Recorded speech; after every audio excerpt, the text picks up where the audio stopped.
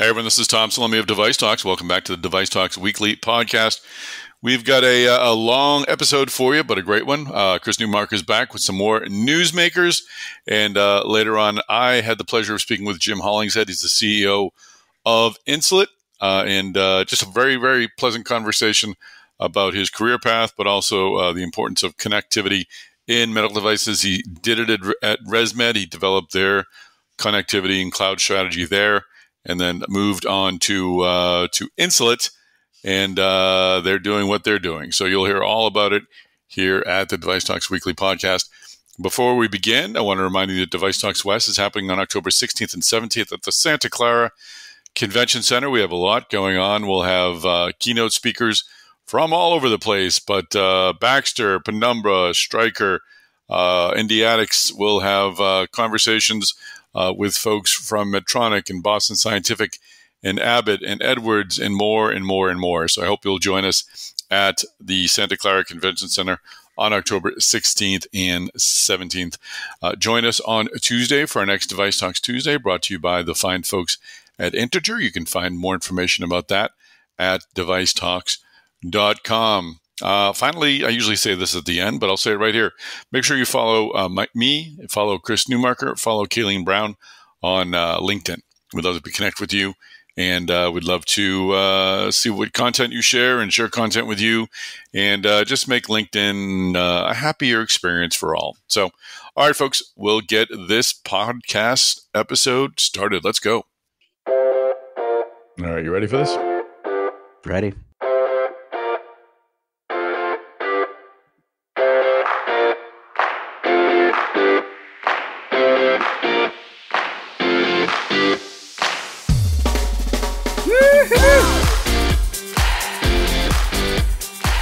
How are you, sir?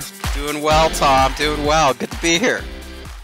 I was thinking about a theme song for the newsmakers because we're just so excited to have the newsmakers back. Yeah. So this would be along the line of like, hey, here comes Speed Racer. Here he comes. Here comes Newsmaker. Huh? Here he comes. Here comes Newsmakers. Oh, yeah. Sure. It's catchy. I'm sure someone listening has now got the damn Speed Racer song on their head, and they're cursing you and I, or probably just me, because you're just an innocent victim, just like everybody else listening to this. What are you doing, Tom? What are you doing? Don't do that to people. Delivering earworms to thousands of people will be listening to Speed Racer in their head. Anyway, Chris, how are you, sir? Doing well, man. Doing well. Yeah, we're just rolling along. We're actually all the editors were super busy right now on our MedTech Big 100 project. So that's going to be coming out on medical design outsourcing in about a month. So I was going to say, any Big 100 updates? Anything? Any details you can share? Any glimpses you can give? Anything? Oh, I mean, definitely Stryker. Okay, that's some little tease. Stryker's moving up a bit in the list. So there you go. All right. Woo! Folks, got to check out that list. Speaking of Stryker, I think we're going to hear their name a little later in the newsmakers. So exactly, they continue to make news. So awesome, and of course, Andy Pierce, Group President of MedSurg and Neurotechnology, will be a keynote at DeviceTalks West, which is happening on October 16th and 17th at the Santa Clara Convention Center. So, a little bit of plug there. You got to be there or be square. Absolutely, and you absolutely do not want to be square. No one does. Square is no fun. Yeah, it's very hard to roll something with square. You got to come hang out with the cool kids, Tom Salemi and Chris Newmaker. Yep. Squares are good for storage and probably building structures, but other than that, yes, we can't. We got to give some respect to the almighty square. All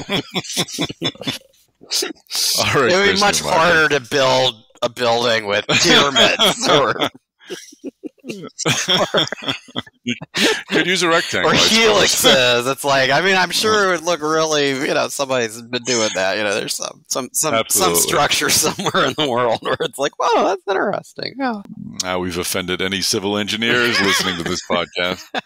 Just tell them, they're just thinking, stop. Just stop and give us a newsmaker. So let's do that, Chris Newmaker. What is number 5 on your vaunted Newmakers newsmaker lists? Number 5.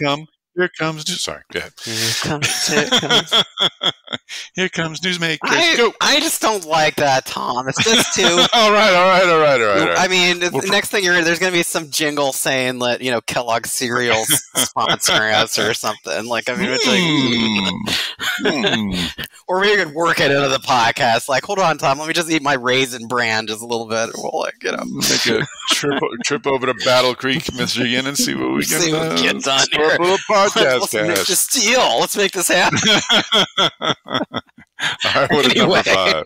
Number 5, we've got Asensus Surgical, kind of like denying accusations from shareholders that there's been a lack of disclosures in the Karl Storz merger that's moving forward right now. So I mean, this all came to light from an SEC filing from Asensus, saying they'd received a number of demand letters from purported shareholders, and they looks like they made some extra disclosures about stuff going on with the deal. So there's just it looks like there's a little bit of drama going on in the background with this acquisition, which is a big deal in the surgical robotics space. Absolutely. And I'm glad they're taking it to the proper authorities, because they kept posting stuff in our LinkedIn posts about it and asking us, why don't you ask Anthony Fernando about this? It's like, look, we're just a podcast. Right. But I don't know. I mean, that they're investors in a company that was public, and there's no guarantee those stocks are going to go up or down. So I can't imagine this going anywhere, but we'll see. Yeah. We'll see what happens. We'll keep on I following. did meet with Anthony Fernando at SRS, and I mean, Asensus Surgical is going to be, I think, very much an ongoing concern still in surgical robotics and moving forward. He spoke as if they're, obviously they're part of Karl Storz now, but they're still a player in surgical robotics. So I mean, it says something. They have a robotic system that's approved here in the U.S. So. And definitely have been doing some innovations in the space over the years. So we'll see how this continues as they're part of Karl Storz. Absolutely, and they had an approval recently, right, for pediatric surgery? They actually secured a pediatric indication, over a year ago, and then made their first pediatric surgical robotic placement just in January. So, all right, it was in January. I thought it was sooner. I thought it was just recently. Okay, time's flying by, man. Time is flying by. All right, let us roll on to number 4, Chris Newmaker. What you're thinking about? You know what? There also was, because this company continues to make a lot of news. I mean, just in July, you're right. Just like a week or so ago, they won, an FDA nod to use the Senhance system in urology, in both adult and pediatric urology patients. So there you go. So okay, all right. So I'm not crazy. So continuing to rack up regulatory wins too. So. All right. Well, way to go, Asensus. Here we go. Let us roll into number 4, Chris Newmaker. Well, number 4 on the list, we've got Tandem Diabetes Care announcing integration of their Tandem X2 insulin pump with Dexcom CGMs in Canada, and this is actually getting a good amount of attention this week on MassDevice. Canada's a big market. This is like Tandem expanding this partnership with Dexcom. Like more in North America, just to have that pump software working with the G6 and G7 CGMs. I mean, that's a big combo there. You want to quiz Chris Newmaker? I was wondering how big a market Canada was, so I Googled the population. Do you know what the population of Canada is? If you don't, that's fine, because that's not the quiz. It's 40 million people. 40 million people in Canada. All right. So they're about the size of Britain or Germany. Good question. Yeah? Britain's about 50 million. There you go. Okay. Is Canada have more people or fewer people than Texas? Oh, I said they got to have more people than Texas because we have 300. They do. Yeah. Nice. Yeah. Texas is around 30 billion. There you go. Because we got what, about 300 million in the U.S. So I mean, it's not. I mean, that would be. You can't have like a sixth of the population. I mean, the sixth of Congress would be made of people from Texas if they had a sixth largest population. But how about California? I think California is bigger. It's about the same. About the so same. That's kind of a trick question. Yeah.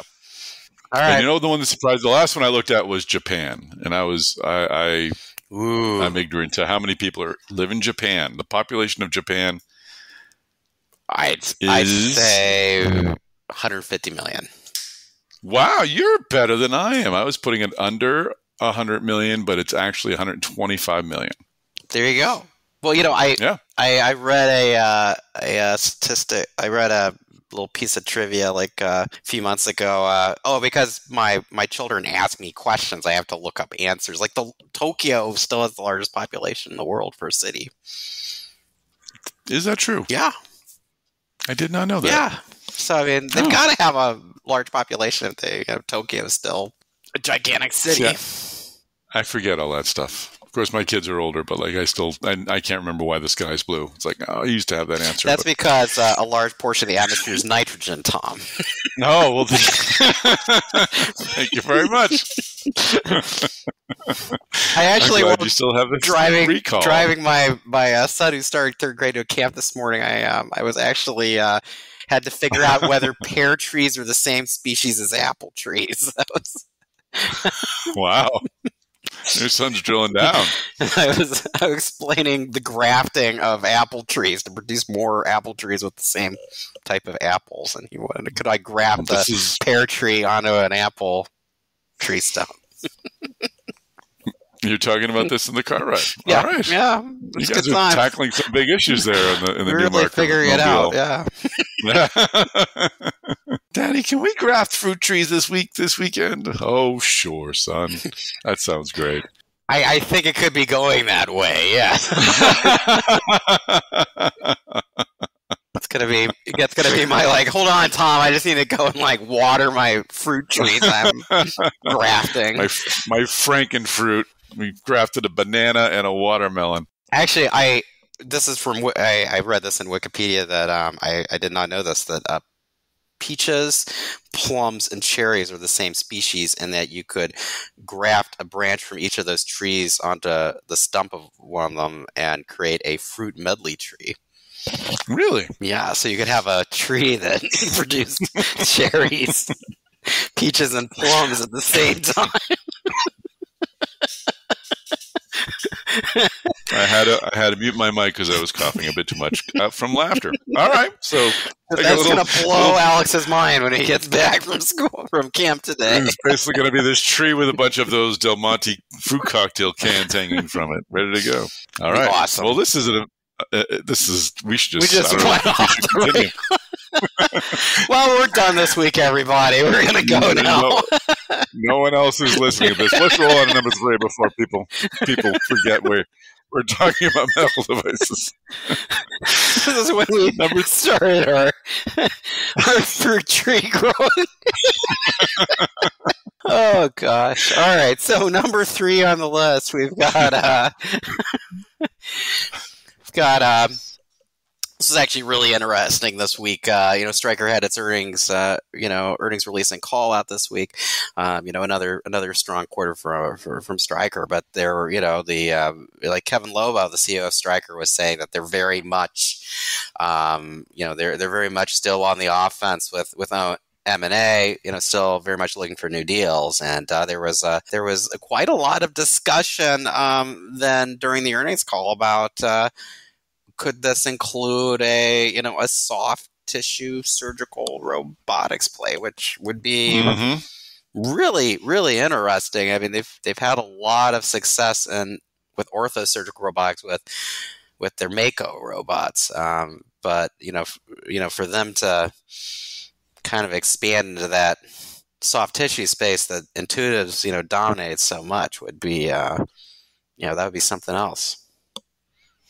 Yeah, it's a question that we've been asking for a while, given their success in hard tissue. And I think what's accelerated the conversation is the Da Vinci 5's inclusion of a tower that folks like Joe Mullings and Steve Bell see as competition for the tower that Stryker sells to its customers that are used in during procedures. So they kind of see Intuitive making a play, and Stryker may have to move to counter that in a way. And also, I mean, I know Kevin Lobo said that they're not really at like having to defend any markets, but I mean, they do have laparoscopic tools and things that I think, a surgical robotic system could cannibalize a bit if someone had a rival tool that they had a system and wanted to use their own laparoscopic tools as opposed to Stryker. So I think they would have some vulnerability in here, but clearly they don't have the need of a Medtronic or J&J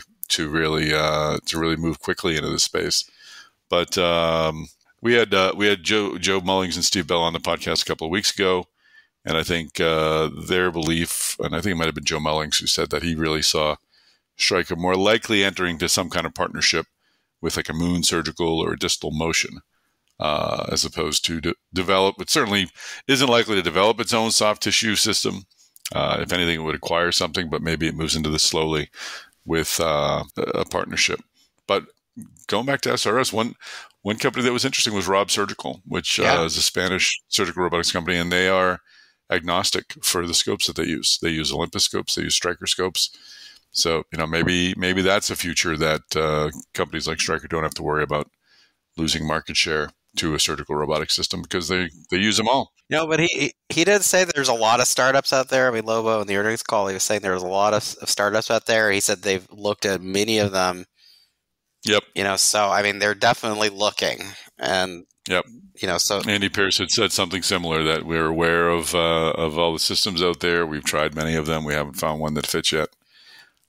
So it sounds as if like it's a matter of time, but I wonder what that will look like. If it'll look like an outright acquisition of like a preclinical or a pre-approved system, or a partnership with an approved system like Maestro from Moon, or another interesting little tidbit in that earnings call was, like later on he was like, Kevin Lobo was asked about neuromodulation, and he said, it's really fast growing space right now, and he said he thinks Stryker will one day be in that space. So that's something else they're looking at. So yeah, we're still waiting for that big M&A deal. I mean, they did announce the acquisition of, is it Molly? Is that the company? Yeah, they just completed their acquisition of Molly Surgical, and they've got a wire-free soft tissue localization tech for breast conserving surgery. So so another tuck-in acquisition there, and it's seen with the earnings call that it was very much like the suggestion, they're looking at a lot of different tuck-in acquisitions. But I mean, who knows? Who knows? I mean, they've got the resources to make a play somewhere. So we'll keep on following this. All right. Well, thank you, Stryker, for the news. Let's move on to number 2. Well, number 2 on the list, we've got a startup out of Boston, Perceptive. Yeah, Perceptive, and they just announced they're kind of now, kind of like promoting what they're doing. They're out there, and they announced the completion of a fully automated dental procedure on a person using their robotic system. So this is like autonomous dental procedures, which I mean just sounds. I mean that's they're saying that. I mean their goal here with their system is like it could eventually complete tasks like a crown placement in just 15 minutes, and they're saying like a procedure like that presently requires having to go with 2 visits to the doctor or to the dentist, at least an hour each. So, I mean, just greatly, if their system works out, this gets approval eventually. I mean, this could be like a really boost efficiency at dental offices, make these procedures a lot faster for people. Absolutely. No, this is definitely a space where we're seeing robotics, and I will run this clip from Steve Bell, who works with another company called Lupine Dental, and has an interesting approach to surgical robotics as well. Let's listen. Right. So I'm going to give you a sort of left field example of this that I'm involved with myself, which is Lupine Dental. Okay. So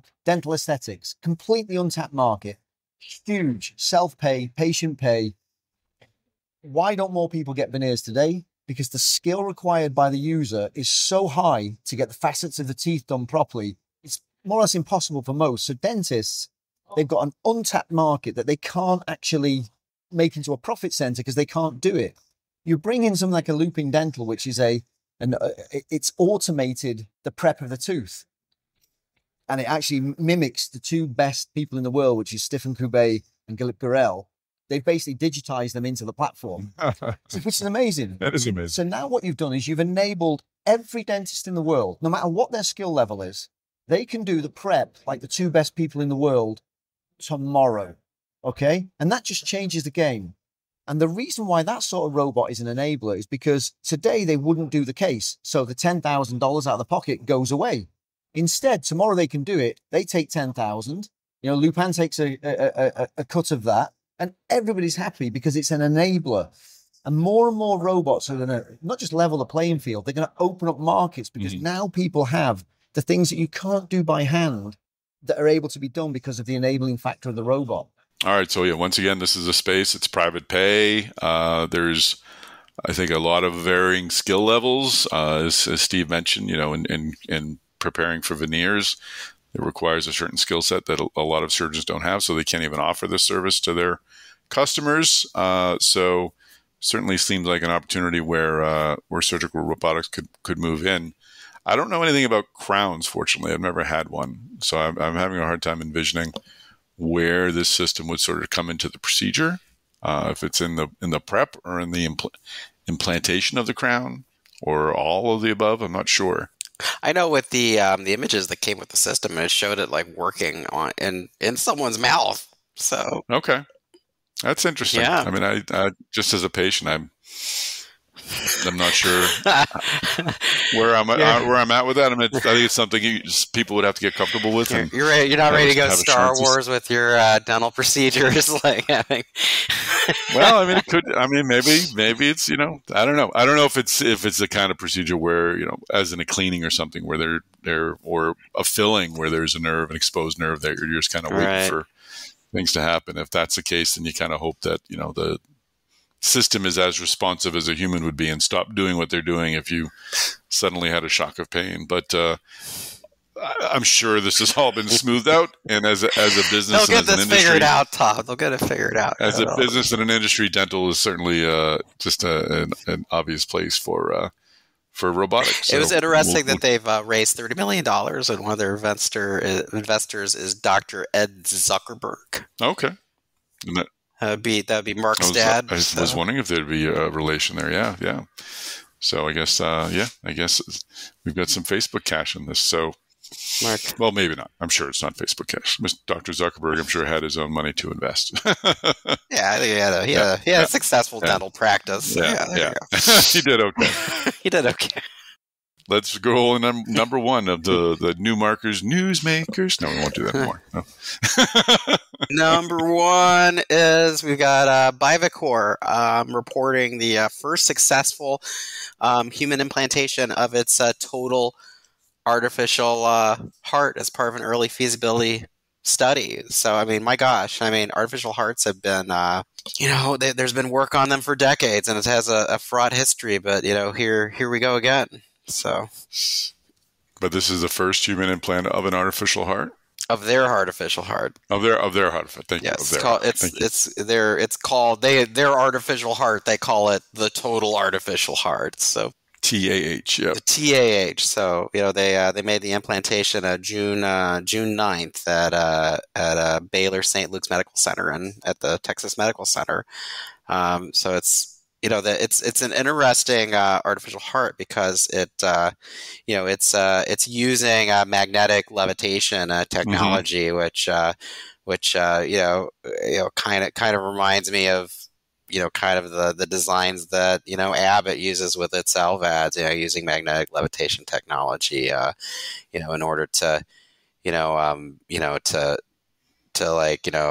reduce blood trauma from the mechanical wear on the device as it's pumping blood. So interesting. Yeah. And it's about the size of a human heart, about the size of a fist, according to The article written by Sean Hooley.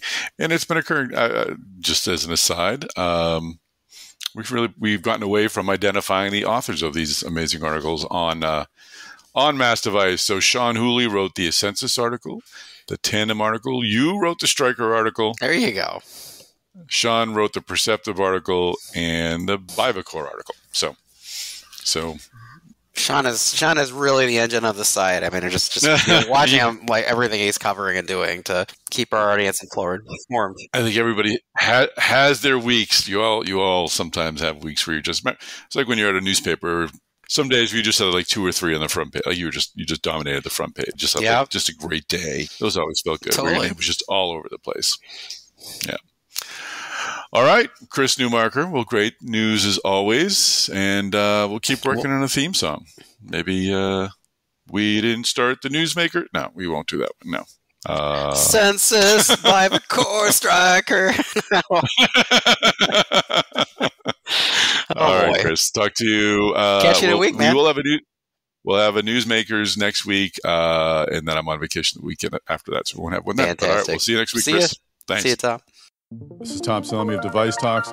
We're excited to bring you another great program for DeviceTalks West here at the Santa Clara Convention Center, talking new business models, new missions, and new intentions. I can't wait until we fill this auditorium with MedTech's best engineers, entrepreneurs, and executives.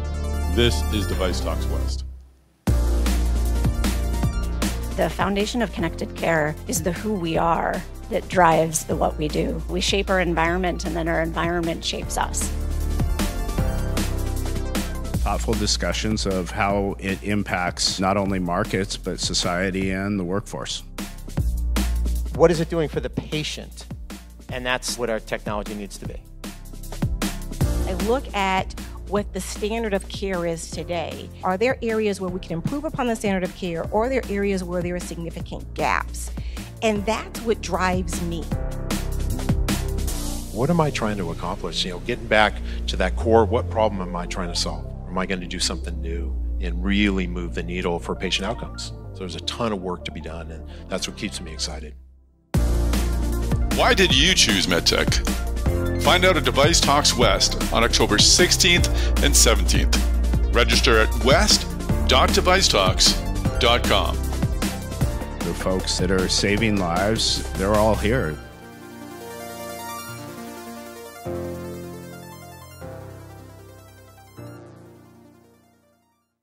Well, Jim Hollingshead, welcome to the podcast. Tom, it's great to be with you today. Thanks for the opportunity. It's nice to finally meet you. You're the CEO of Insulet, which is one of our great Massachusetts-based medical device companies. So it's nice to have you here. And you had a lot of news at the American Diabetes Association meeting that we're going to get into. But first, as always, we'd like to find out about our guests and find out how they got to where they are. What was your first move into medical devices? Actually, my first move into medical devices came when I was in consulting. So I've had kind of a long and winding career path, and have had the great opportunity to do a lot of interesting things. And I spent about 18 years in strategy consulting, and on and off. And when I was in consulting, I worked in med devices and also in biotech. A lot of work in biotech, and so I got exposed to that side of life sciences pretty thoroughly while I was in consulting. And then I ended up going to ResMed out of that, out of my consulting career. ResMed, well known as the world's leader in CPAP therapy for sleep apnea. I had gotten to know them. Actually, I failed as a consultant because I was trying to sell them consulting work. What happened was the chairman and the CEO kind of came to me and said, "Listen, we have all these strategy issues. We're never going to spend all that cash on consulting. Would you consider coming and setting up our strategy team?" And so I kind of failed as a consultant, but ended up in a different career path at ResMed, which was terrific.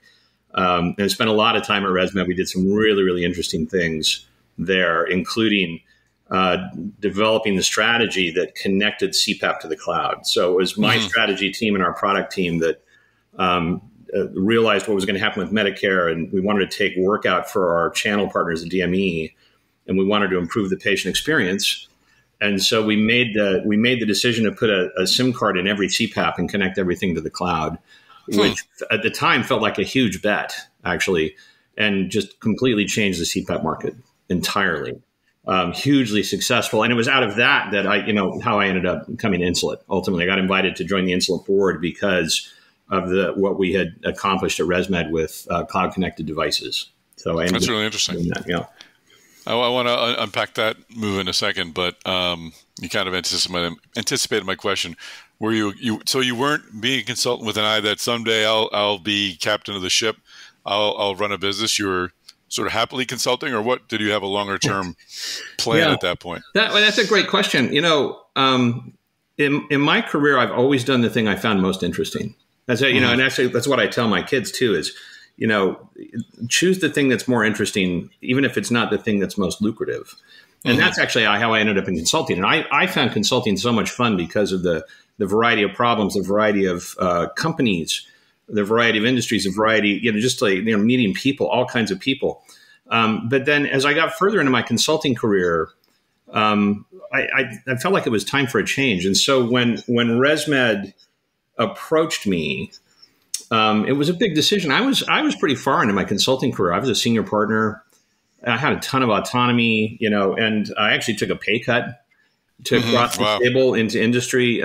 But when I did that, I suddenly stepped back and said, wait a minute, if I'm going to take this leap, I'm going to do it in a way where I put myself on a CEO track. I had never thought about it before that time. Interesting. And when I made the leap, I said, well, if I'm going to do this, I should do it to be successful. And being successful, one definition, there are many definitions of success, obviously, but one definition there would be climb the ladder and have the chance to actually captain the ship. And I figured when I went to ResMed that I would spend, a few years there to kind of do the classic, I think what is a classic kind of pharma or med tech career ladder where you do stuff for a couple of years and then you move to another company. And that's what I was anticipating. But the run at ResMed was fantastic. So I spent, the better part of almost 13 years at ResMed, came in to lead the strategy team, created the strategy to connect the CPAP device. Out of that, had the opportunity when we had a CEO transition to move from the strategy role, staff role, into a line role where I ran the Americas and launched the connected product, which was incredibly fun because you can imagine as a strategy consultant, you do strategies and you leave.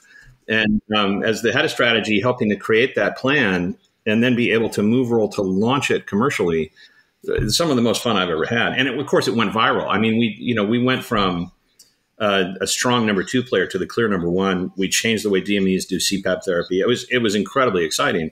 And so I ended up staying at ResMed through a lot of roles, right? And through that whole span, I was sitting there thinking, this is great. I could retire here. But I still had that, I'm kind of stubborn, and I still had that thing in my head. It's like, it'd be great to be a CEO. But we were pretty far along, and I was perfectly happy doing what we're doing, but I started to get pinged for CEO roles. Because of, by then, through that whole, I went through several transitions at the end of my career at ResMed. I was running the entire device business. So, the CPAP business, ventilation business, all of that was connected to the cloud. So it was big. It was the majority of the revenue of the company, majority of the profit of the company. It was, really big division. It was kind of the core business that I was leading. And I started to get pings, but then, along the way, the Insulet thing was sort of accidental. I know you want to turn to that, but no, it's fine. This is great. Yeah. So before I started to get more pings on the CEO roles, what happened was I was invited by Shacey Petrovic, my predecessor, to join her board because Insulet had been looking at what to do with connected devices. And of course, Omnipod 5, which is our flagship product, is cloud connected. And they kind of poked around and saw what was going on in the device space. And ResMed was actually the clear leader in connected devices. We'd sort of pioneered it in a lot of ways. And so they invited me onto the board in 2019. So I've been on the board for 5 years now at Insulet. And I loved being on Shacey's board. And then she, really more or less surprised us all when she decided to step out. She had a bunch of, it's been, widely discussed, and I wouldn't reveal, anything that's private to her, but she decided to step out for a bunch of personal reasons. And we didn't actually want Shacey to step out of the role. I mean, Shacey's one of the best execs I've ever been around. But then Shacey and the board turned to me and said, listen, given your experience, would you consider to step in? And I said, you have the best job in medtech. Of course I'd consider. Who would not? I mean, I'd love to step in, but we went through a thing where we basically were saying to Shacey, how can we make it easy for you? We'd like you to stay.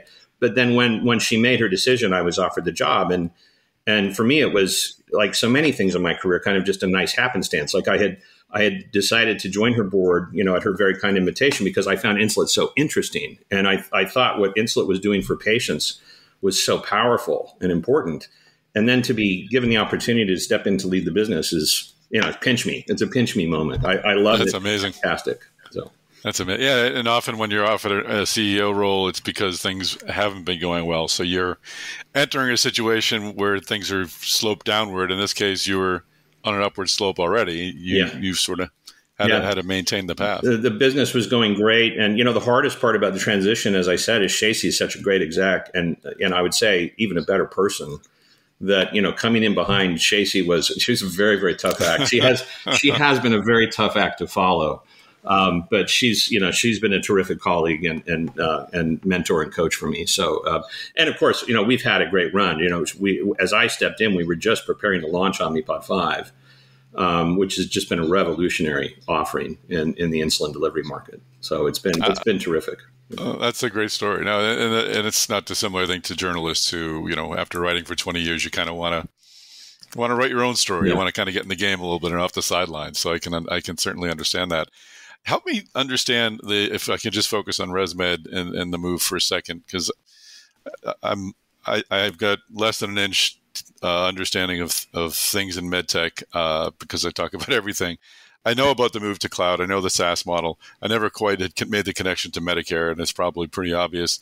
Just explain why that move to the cloud was necessary for ResMed and for devices in general. What was the driver there? Well, it's funny. I think it's funny you say it sounds obvious, Tom, because I think it's one of those things that happened that in retrospect looks really obvious, but when we were doing it didn't, right? So the way we were looking at that, what was going on in the CPAP industry at that point, the sleep apnea CPAP industry, was Medicare was running competitive bidding. So if you think about, one of the things that's sort of unique about CPAP is it's delivered through the durable medical equipment channel. So the DME, or sometimes called the HME channel in the U.S. market. And so those are healthcare providers in a special class, and they run the HCPCS stuff. They do wheelchairs, they do other things. And so, and Medicare had decided to run what they called competitive bidding. So they were trying to get DMEs to bid lower pricing so they would restrict their contracts and pay a much lower price. And that was putting a lot of pressure on DMEs. It's any chronic disease, and this is very relevant for diabetes. Any chronic disease is very difficult for the patient to manage the burden of, and very difficult for the healthcare channel to manage, because there are steps associated with using therapies. And so in the DME channel, CPAP had historically been seen as something that, the DME needs to set it up, and Medicare had been requiring proof of compliance to get full payment for a DME, which is a really important thing. And then when they did competitive bidding, they, as I was stepping into the role out of strategy to lead the Americas for ResMed, Medicare cut reimbursement 46%. Think about that. Wow. 46%. And so as we were looking at that, we saw that unfolding. We didn't predict that the rates would be cut 46%, but we knew rates would come down. But we said to ourselves, we got to take the labor out for the DME. So how are we going to take the work steps out for the DME? So we wanted to shift the conversation with the DME channel off of the cost of acquiring the product and onto how can we make your business more efficient and make patient care more efficient for you. And we landed on the idea that, if we shot this data into the cloud, they could remotely view compliance to therapy, and they wouldn't have to do all the steps of like getting the patient to come back in. That, people were using little data cards, little SD cards to prove that people were using the device. It was creating mail steps or visit steps. It was a huge pain in the neck for everybody. So once we hit upon putting data in the cloud, we realized we could do a couple of other things. We said, not only will we take out work steps for the DME, but we can also put an app into the cloud that will allow patients to see their own care. Right. So because, people using CPAP therapy, first of all, you're mostly asleep when you're trying to use CPAP. So you don't really know what happens overnight. So we thought, if we can let patients see their own therapy, they'll have a better experience and they'll understand that they're getting benefit. But it's also a way to take steps out for the DME, because it should reduce phone calls to the DME channel. And then we said, gosh, if we do that, we should be able to do health economics work. We should have, a big controversy about CPAP is that payers don't always think people use it. They don't think it has a benefit. And we knew, I remain convinced that CPAP therapy is a huge benefit to the patient, to the healthcare system. And we knew we could gather data over time that would prove that case. And so it was a pretty big leap, because at the time it was a big step in, putting at the time, a SIM card was very, very expensive in relative terms. So it was a multi-million-dollar investment into R&D. We changed the product platform and roadmap, and we said, let's take this leap because we're the industry leaders and let's go do it. And it went wildfire. It went much better than we thought. We thought we were going to take, I'll say, maybe 8 or 10 points of market share. We took 25 points of market share with that offer. Wow. It was remarkable. It was amazing. And it changed the way DMEs did business. And that remarkable adoption and the remarkable adoption of the app, the patient app, started to make ripples in the people out there looking at the space. And that's how ResMed got on Insulet's radar screen. That's how I got on Insulet's radar screen and ended up in Insulet. And we have a very similar opportunity at Insulet, but I would say it's even better, because people that use Omnipod 5, which is our cloud connected platform, we can see their usage 24/7. And we'll be able to do things, and we're already doing things. We'll be able to do things over time that really improve care and improve the offering, improve our dosing. Now, we'll get into this, I'm sure, but I think there's an even bigger opportunity for Insulet with Omnipod 5 to change the nature of care in diabetes. It's just an aside. Is there another industry where innovation is driven by just a dramatic price cut or willingness to pay cut from the primary customer? Actually, diabetes was the pioneer, because the first place that happened that I know, and there's probably others, right? Like you, I know some things. I don't know everything. But you were saying you're an inch deep and a mile wide. So I don't even have that breadth of landscape view. But I'll say that diabetes was the pioneer because it was blood glucose strips. So when Medicare went after this, it started to go after things with competitive bidding. They started with BGM, blood glucose meters, and strips. And so you saw that industry go from very high profit, very high margin, lots of innovation in blood glucose meters. You can think of all the players, Roche and LifeScan and all these players. And when they cut reimbursement, it commoditized that industry. And that was actually a case that we were looking at ResMed and saying, listen, we can't let this industry commoditize because patients won't get care in CPAP therapy. And so part of the barrier was that payers don't believe it works. It works. So how are we going to add value into the therapy regime rather than commoditize value? And that was the premise that we had. Wow. Okay. Well, this is great.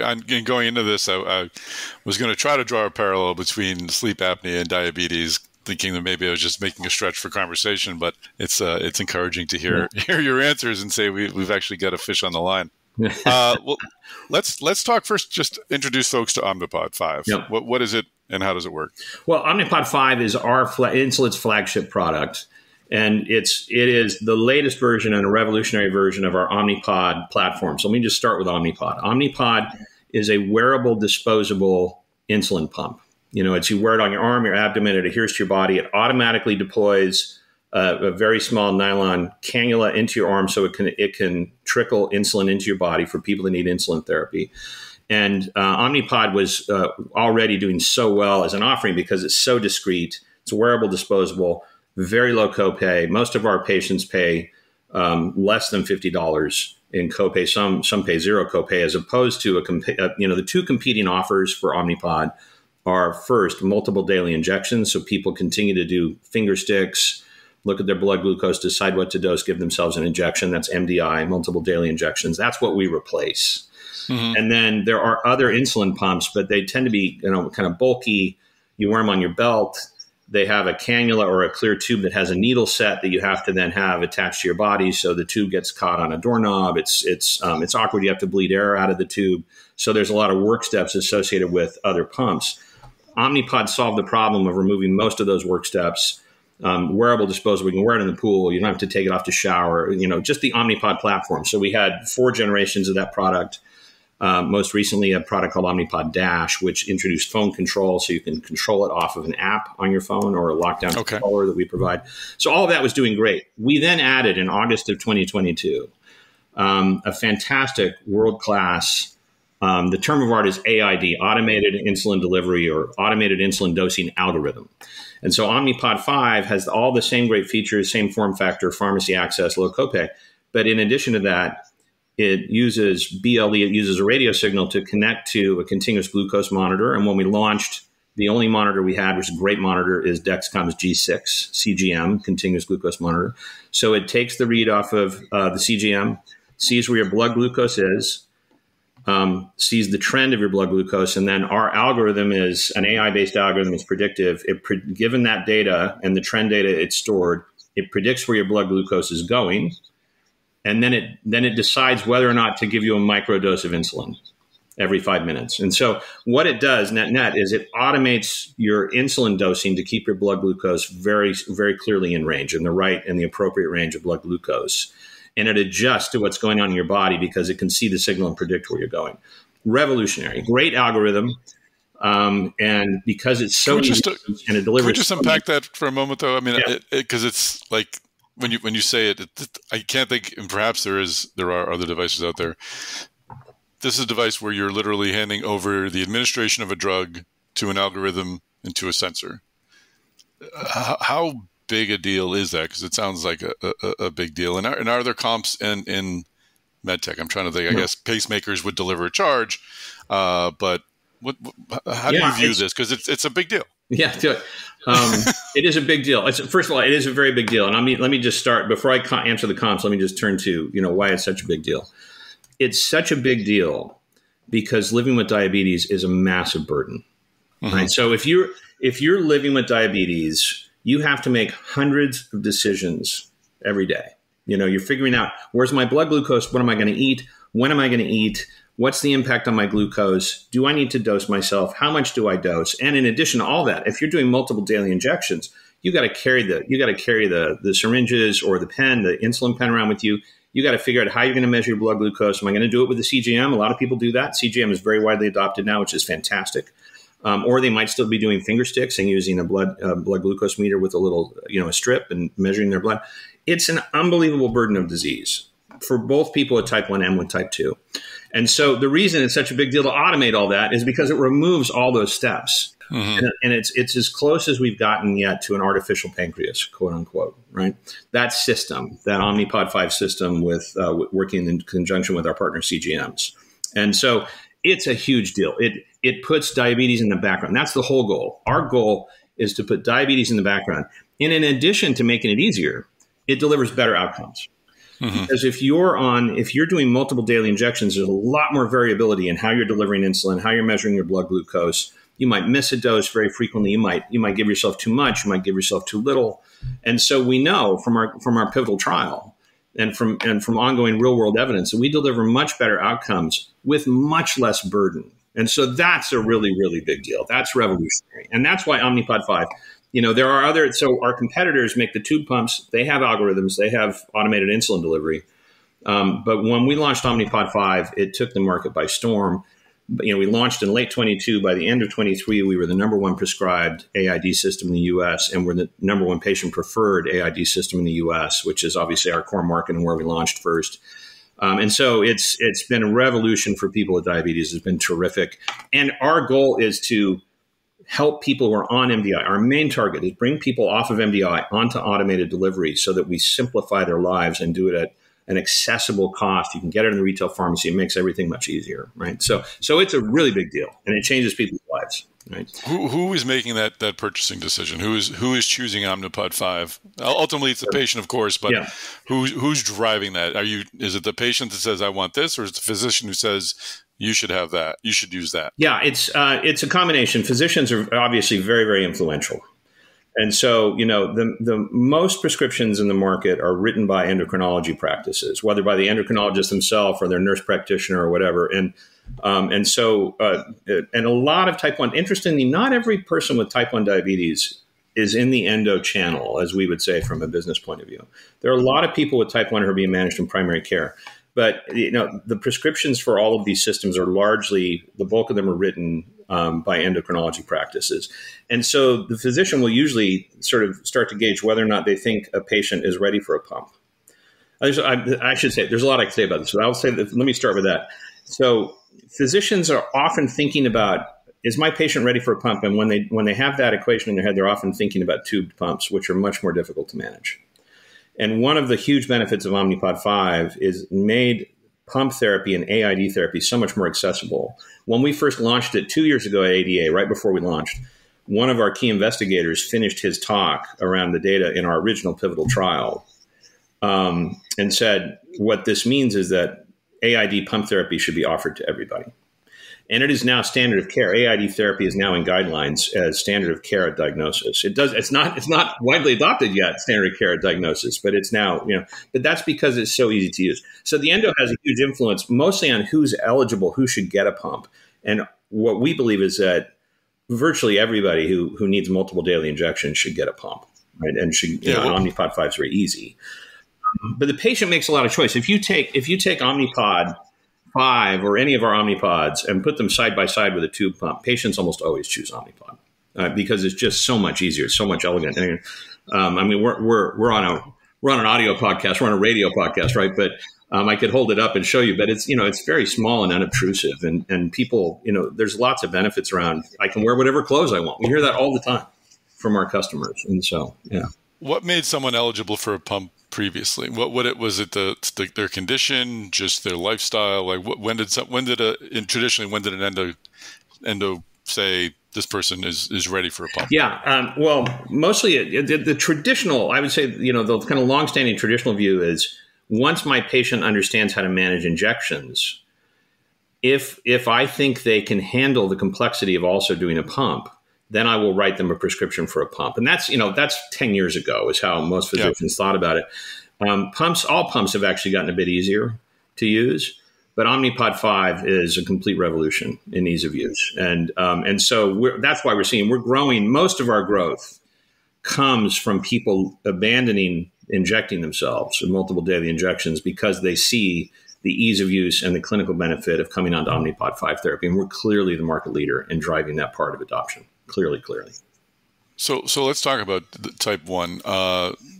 First, just take a moment and explain what a person with type 1 diabetes, what do they have? And I want to draw a contrast to type 2, which we'll talk about in a moment. But why is type 1? How are type 1 and type 2 people different? Yeah, it's a great question because they're actually two different diseases and two different kind of journeys of condition. Although eventually they end up at the same path, which is you need extrinsic insulin every day all the time, right? Mm-hmm. But type 1 is a condition that's actually an autoimmune disease. And for whatever reason, there appears to be a genetic proclivity, but it doesn't have to be. It's not heritable, but it looks like maybe there's a pattern. It's not always well understood. But for whatever reason, your body's immune system attacks the beta cells in your pancreas, the beta cells where insulin are produced or insulin is produced. And so your body's systematically destroying your ability to create insulin. And it ends up, typically people end up surprised. They end up presenting in the ER. They're thirsty, they're tired, and somebody takes their blood glucose and it's in the 300 range, way out of range. And that's when they first get diagnosed with type 1 diabetes. And if you have type 1 diabetes, you need quote unquote extrinsic insulin. You need to have insulin, put into your body from the outside. And historically that's been through injections, right? So, originally syringes and then pens, and you need it all day long. And, you'll typically need to have some sort of base rate of insulin, just like your pancreas delivers. And then you'll want to dose insulin, what's called bolus insulin at mealtime. And you need that just to stay alive. Insulin is the hormone that metabolizes glucose, allows your cells, that's the only fuel really your cells can use. And so you have to have it. And that's the difference. So, and it can happen, I think, growing up, we all think of, the kid we knew in class who had diabetes and, often type 1 diabetes is associated with younger people, it's seen as kind of a pediatric thing. It used to be called pediatric diabetes, but people can end up in type 1 with a diagnosis really at any time in life. In their 20s and their 30s, they can suddenly present with type 1 diabetes. And that's where Omnipod 5 has an indication for use. Our previous generations are indicated for type 1 and type 2. Omnipod 5 right now is only indicated for type 1. And why is that? Why, if you have type 1 and type 2 for the previous iterations, why is this one limited to type 1 Omnipod 5? Because nobody has yet done the clinicals necessary. And this is actually one of our big pieces of news at ADA that I know we'll get to. But nobody yet has done the clinicals to show that automated insulin dosing in type 2 is safe and efficacious. So the FDA required that study be done rather than just transport over. With our previous generations of product, people were managing their insulin dose themselves, just like they would with a pen. And so for people with type 2, they're managing their dosing decisions on their own. With automated insulin delivery, the algorithm is managing it. And so the FDA, I think, appropriately required that we go and show that that's both safe and efficacious for people with type 2.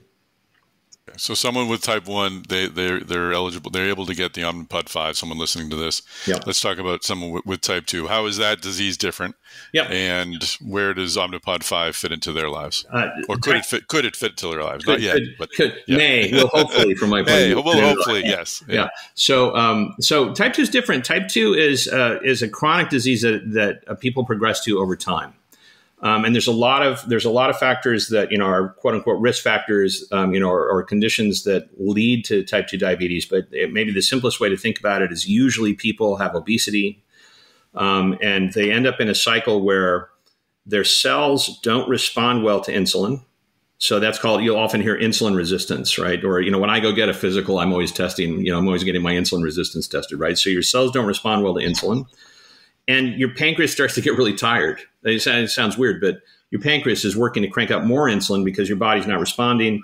Your pancreas working overtime, working really, really hard, and you start to lose pancreatic function.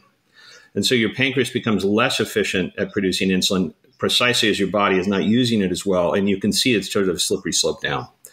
And so by the time so you end up, so you're typically obese, not always, typically obese. You then end up in a condition called pre-diabetic, where your blood sugars are out of range, but your pancreas is still working normally. And then by the time you're diagnosed with type 2 diabetes, you've typically lost about half of your pancreatic function. So now your pancreas is tipped, and it's not producing as much insulin as you need.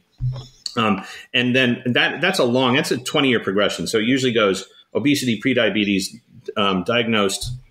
There's about 30 million people diagnosed with type 2 in the U.S., a very large number.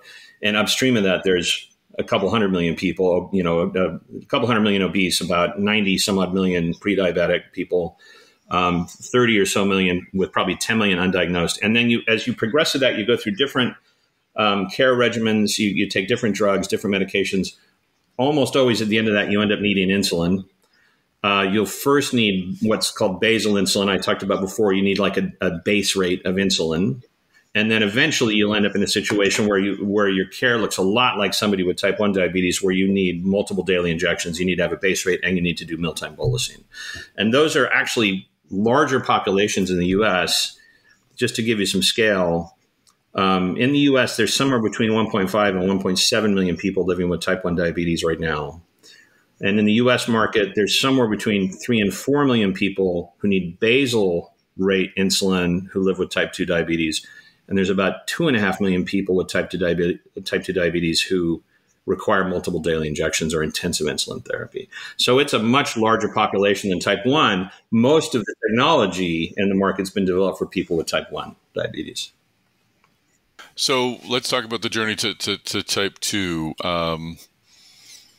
Well, let's talk about good time to talk about your study. Let's get into it. Well, you released your study at ADA.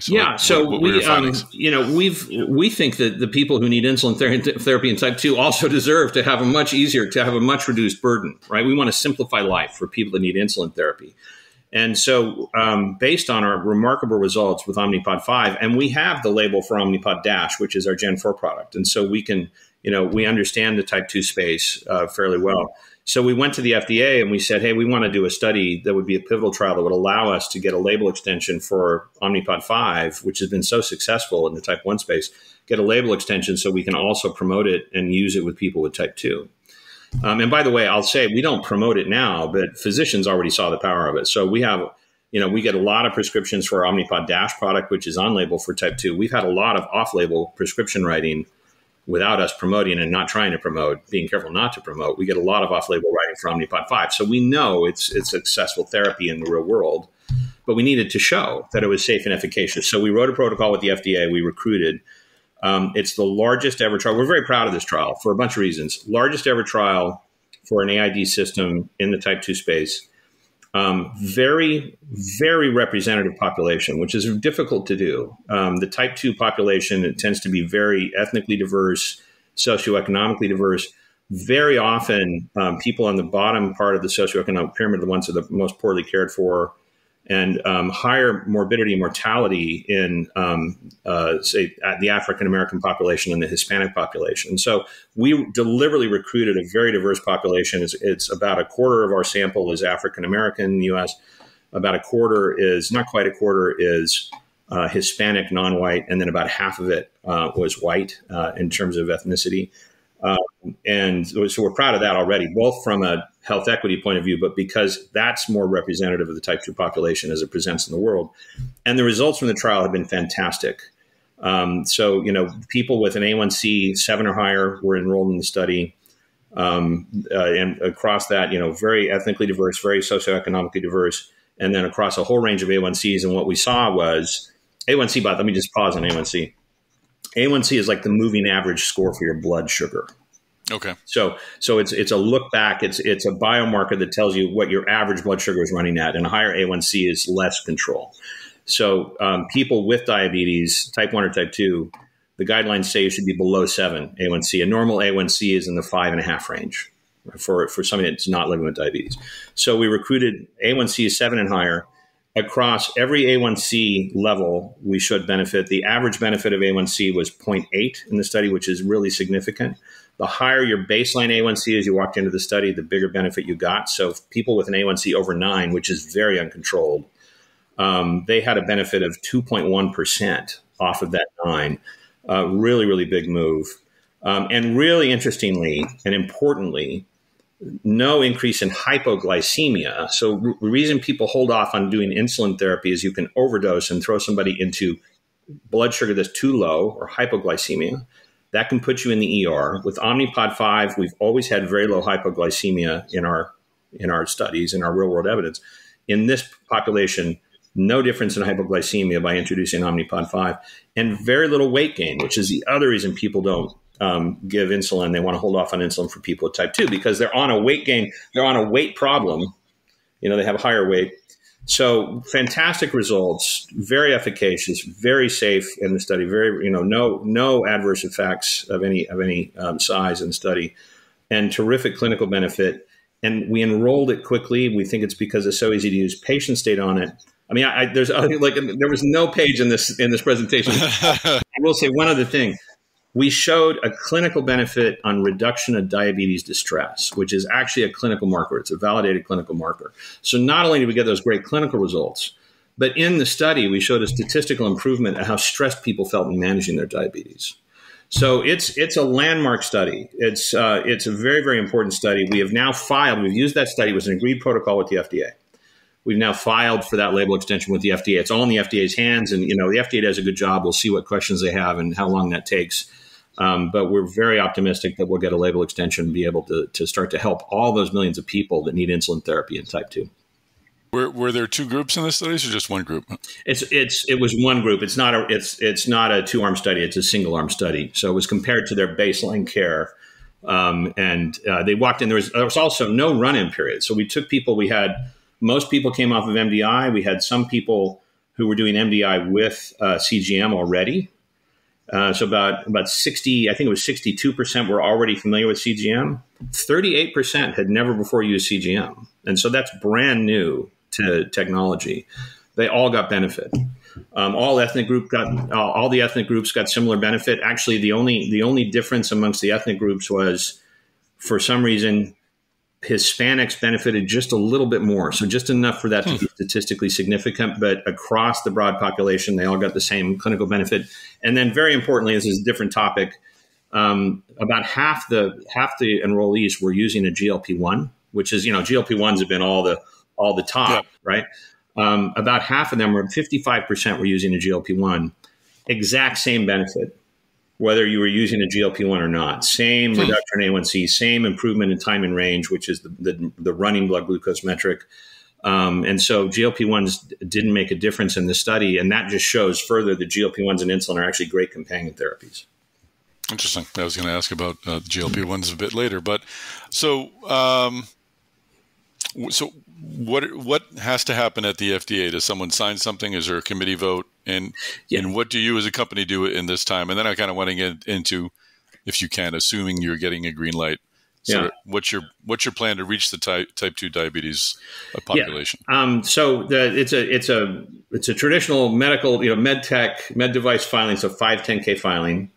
And so in addition to the data, so we'd agreed that the clinical protocol, the trial protocol with the FDA. So we've delivered all that data to the FDA. There are other things you do as a med device company. You do things like human factors testing, which shows that your target patient population can use the therapy appropriately, that it's easy enough to use that they can do it. And so we filed all that with the FDA, and 510K filing, the official calendar is a 90-day review, but it's the first time we are the first to file with an AID system for the type 2 population. So we expect the FDA will want to ask some questions, which will be the normal routine, right? Mm-hmm. So I don't try to call the FDA timing. I know they'll work hard on it. I know they agreed the protocol, but I'm not going to call the timing. But what we have been saying is we anticipate commercializing in early 25 with the type 2 label. So between now and then, we're preparing the launch, we're preparing collaterals, and we're working on commercial piloting into the type 2 space, because so many of those patients are actually not in the endocrinology channel, but they're down the primary care channel. We've been working on that. That's a whole story in its own right. But what we'd like to be able to do is, once we get the label, commercialize both in our current call point, which is endocrinology, but also start to reach into the primary care channel with the message, and just really, it's kind of like get the news out, get the good news out, that if you're living with type 2 diabetes and you need insulin therapy, you can now use Omnipod 5, which has just been so remarkable and reduced so much burden for people. It's so simple to use. So that's the rough timing, and we're getting ready. We'll be ready to do it. And you've already been doing direct to consumer, right? That's a big part of your strategy, right? Actually, what I'd love to do is turn to just the Omnipod 5 platform for a minute. Talk a little bit about that, if we could do it, Tom. So, Omnipod 5, we were so successful when we launched in August of 22. We just exceeded all of our expectations for adoption. Really on every front. We had more MDI adoption. We had more upgrade from our own platform. We had more conversions from competitors, and it went wildfire. And what was so fascinating about that was it was really our minimum viable product. It was our original form factor with one sensor, great sensor, Dexcom G6, great sensor, but one sensor option. All of it on an Android software platform. Our phone control, all Android. We have Android apps. You can download Android apps, but we were not on the Apple system. And we had just the indication for use for type 1. So it's the MVP. And we've been systematically approaching expanding the platform so we can offer the benefit to more and more patients. Starting with first last year, and this time last year we were launching in the UK. And then in August of last year, we launched in Germany. Both of those launches have gone great. It shows that wherever Omnipod 5 goes, it becomes the preferred option and the market leader. And so now this year at ADA, you said we had a lot of news. The type 2 study was huge news, very, very big news. But we had other news. We had so many things. So we're launching more things on the platform to expand it right now than we've ever launched before. And if I'll just list them quickly, we've launched our integration with Dexcom's G7 sensor in the US, and another great sensor, the next generation sensor from Dexcom. Very excited about that. There's thousands and thousands of patients using G7 for MDI right now. So really excited about that extension and offering that option. We have successfully completed our integration with Abbott's Libre 2 Plus sensor. So Libre 2 is the most widely adopted sensor for Abbott in Europe. And we've launched that integration, that option for patients in the UK and the Netherlands. And those integrations for the UK, that means that we were already using the G6 as an option. You can now use Libre 2. It's a drop-down menu in your controller. And we launched new in the Netherlands with that sensor of choice offering. We've just launched Omnipod 5 in France, which is one of our biggest and most important markets. And there's hundreds of thousands of people living with diabetes in France who I'm sure will benefit from the technology. We're very successful with Omnipod Dash in France. Very excited to launch that. So we're broadening sensor of choice, and we're expanding internationally. We're taking Omnipod 5 to new markets. And then the other thing I would point to is we have now, we've done our limited market release of our Apple app, our iOS app, phone control app, which is our most requested feature. And it took us a while to get it to market because it's totally new code. We've been working on the Android platform for all these years. But I'm really excited about the iOS app. It's very slick. It has some new features in it that I think will be really delightful for patients. And it allows people who are using their iPhone to not have to carry their controller, which is going to be a huge benefit for many, many of our patients. So there's a lot going on. It's a very exciting year. We've got so much happening. And ADA was very big for us. There's so many things.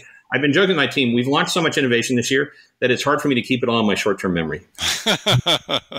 That's a great problem to have. I was wondering about the iPhone app, because you're obviously limiting yourself, or you're not making yourself available to a large population, but they still have an opportunity of using the controller that the Omnipod 5 comes with. Yeah, that's right. So, we have an internal debate about how many people have held off, waiting for iOS. Our adoption of Omnipod 5 was so robust that it's hard to picture a lot of people actually held off.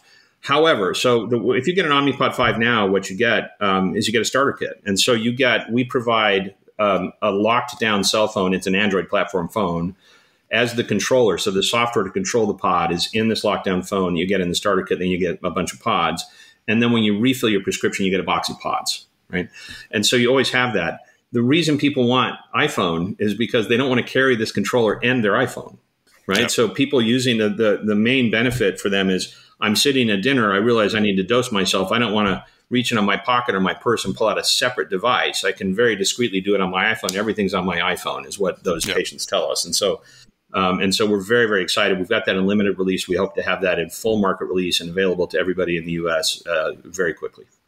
Wow. Okay. Well, we have covered a lot. You've been very generous with your time. I guess just last question. I mean, between Omnipod, the G7, GLP-1s, I mean, just what a time of hope for people who have diabetes. Yes. What do you see this?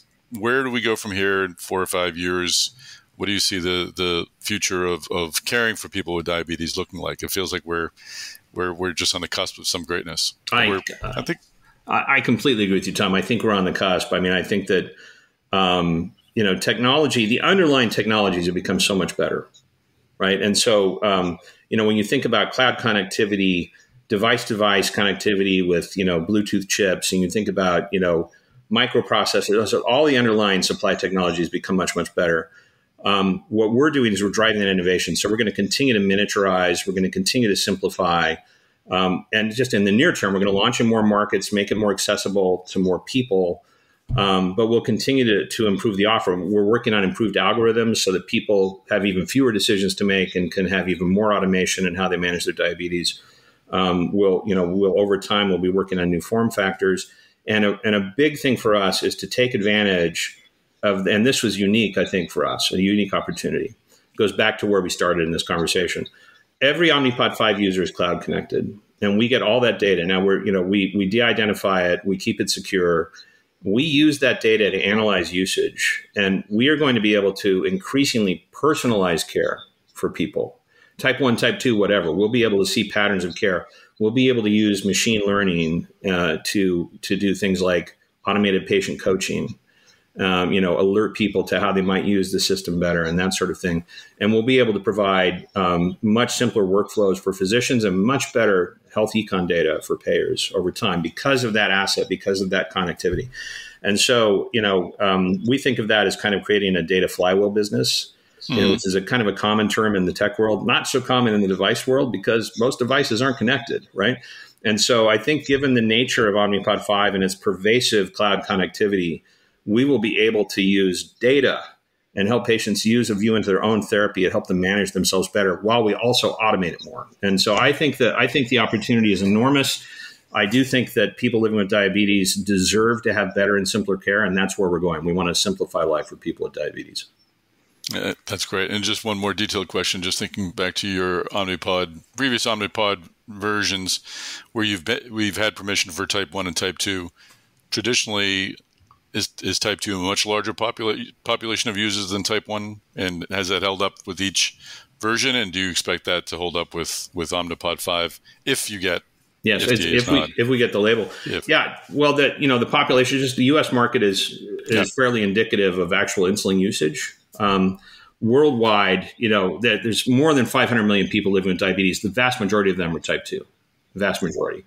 Experts say that's going to 1 billion people globally. And again, vast majority will be type 2. In the US market, you've got, let's call it 3.5 plus 2.5, which if I'm doing my math right, is 6 million people that need insulin in the type 2 space, and about 1.6 million people in type 1. So most of our business not all, is built on type 1. We're the leader in the type 2 insulin delivery space right now, but that's a really big market of people that need insulin therapy in type 2 just in the US. And, we estimate it's about a 3-to-1 split of actual insulin usage.